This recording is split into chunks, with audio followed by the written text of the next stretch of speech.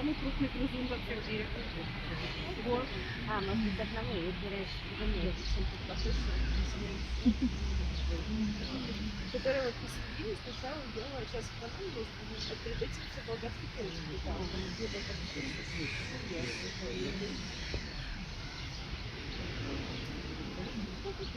Это так,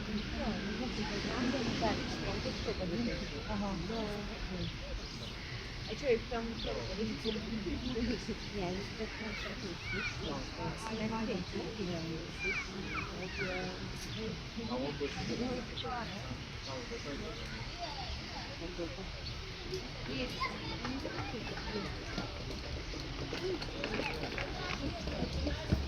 Аня,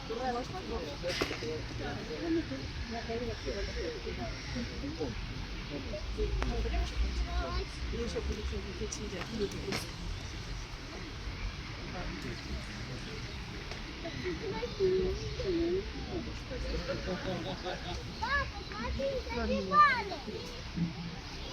Нет.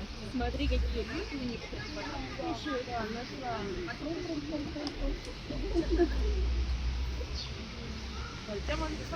Где телефон?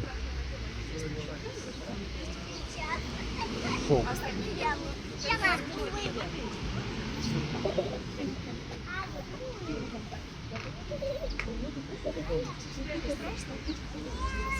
Я сейчас